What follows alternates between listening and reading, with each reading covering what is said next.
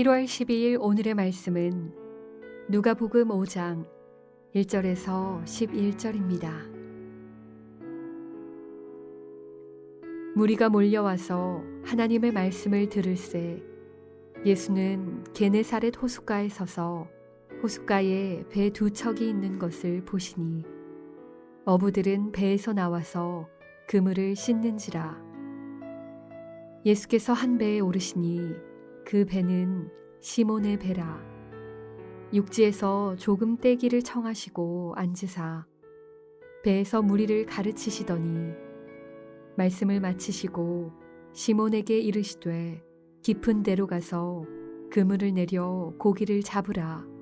시몬이 대답하여 이르되 선생님, 우리들이 밤이 새도록 수고하였으되 잡은 것이 없지만은 말씀에 의지하여 내가 그물을 내리리이다 하고 그렇게 하니 고기를 잡은 것이 심이 많아 그물이 찢어지는지라. 이에 다른 배에 있는 동무들에게 손짓하여 와서 도와달라 하니 그들이 와서 두 배의 채움에 잠기게 되었더라. 시몬 베드로가 이를 보고 예수의 무릎 아래에 엎드려 이르되 주여, 나를 떠나소서, 나는 죄인이로소이다 하니 이는 자기 및 자기와 함께 있는 모든 사람이 고기 잡힌 것으로 말미암아 놀라고 세베대의 아들로서 시몬의 동업자인 야고보와 요한도 놀랐음이라. 예수께서 시몬에게 이르시되 무서워하지 말라.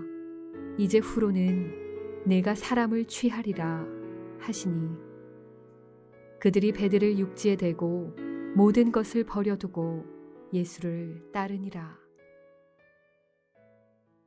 기적을 원하는 사람은 많지만 아무나 기적의 주인공이 되지는 못합니다. 예수님 주변에는 기적을 기대하는 사람들이 많았습니다. 시몬의 배에 오르셔서 말씀을 가르치신 예수님은 시몬에게 쉬우면서도 어려운 명령을 내리셨습니다. 깊은 데로 가서 그물을 내려 고기를 잡으라 라는 것입니다. 쉽다는 것은 그물 내리는 일이 직업이었던 시몬에게 제일 익숙한 일이었기 때문입니다. 어렵다는 것은 밤새 허탕을 치고 그물까지 씻은 마당에 다시 그물을 던지라는 명령이었기 때문입니다. 더군다나 물고기는 밤에 깊지 않은 곳에서 잡힙니다.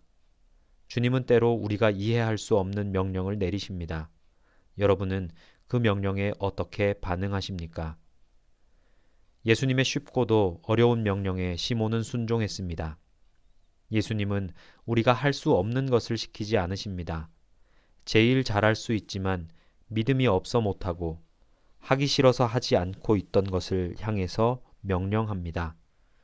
이 명령에 그대로 따르는 것이 참된 순종이죠. 쉬울 수도 있고 어려울 수도 있는 명령 앞에서 쉽고 어려움에 대한 여부를 떠나서 믿음으로 반응하는 것이 참된 순종의 모습입니다.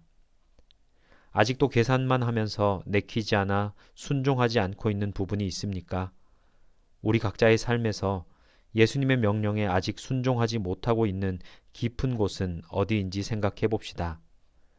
그물이 찢어지는 놀라운 기적은 참된 순종의 결과로 주어집니다. 참된 순종이 있는 바로 그곳에 기적 또한 있습니다. 순종하지 않고 있는 일이 이해되지는 않지만 할 수 있는 일이라면 즉각 순종해 보십시오. 그동안 하지 않고 있던 일도 믿음으로 순종해 보십시오. 우리 인생의 놀라운 믿음의 사건, 기적적인 사건이 펼쳐질 것입니다. 하나님은 순종의 결과를 책임지십니다.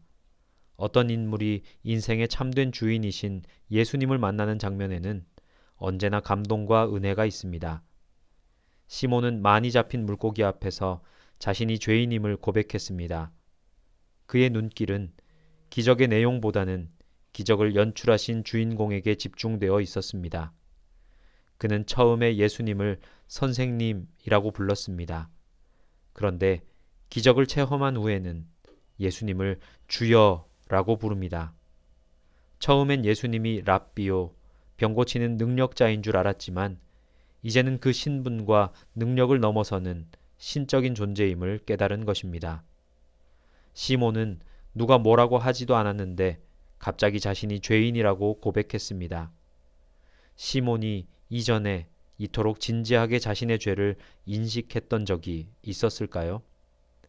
회당도 아니고 거룩한 성전도 아닌 비릿한 냄새와 시끄러운 소음이 있는 치열한 삶의 현장에서 그는 예수님께 엎드렸습니다.